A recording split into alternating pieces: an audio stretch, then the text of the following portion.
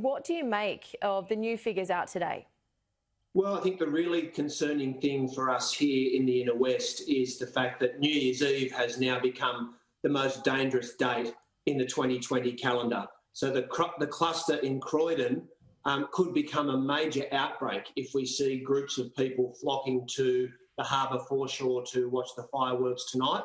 So my request is that people please stay away from our harbour foreshore parks, make alternative plans to celebrate safely at home or in a COVID-safe venue.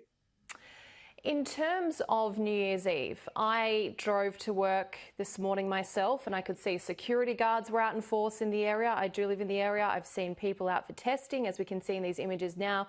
What measures are in place across the Inner West to make sure that people can't get to those waterside venues that we love so much?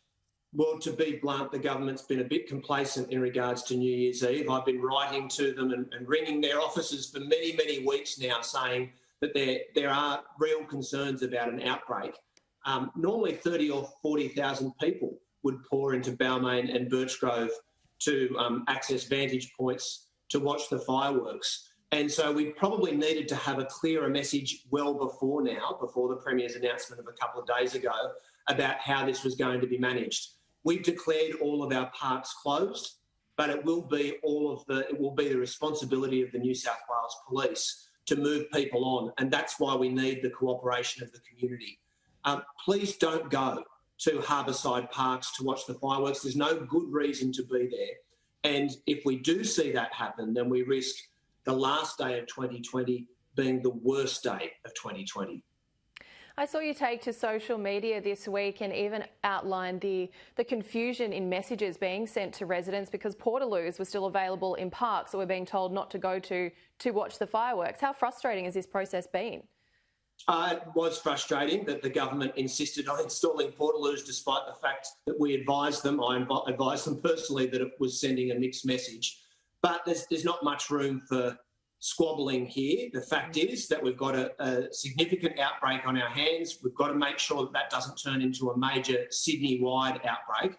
And so there's only one message that I want to send to people today, and that is please stay away from our harbourside parks. It's not a normal New Year's Eve. It's not safe to go and watch the fireworks. Please stay home, make plans to celebrate safely with your family or go to a COVID-safe bar, restaurant or pub. Can we expect to see more testing sites pop up in the area as these days roll ahead? Well, we'll have to wait and see. It's a very fluid situation. We've made an offer to the government right at the beginning of the crisis to make use of any of our facilities that they need to, and there is a major testing centre at our Summer Hill depot. I'm hoping that we can get this under control and our community won't have to endure the restrictions that people on the northern beaches have. But the truth is that people in Sydney, New South Wales and Australia have done a magnificent job across 2020 in cooperating with the government to combat COVID-19, and we need that same level of commitment now. It's not a time for complacency.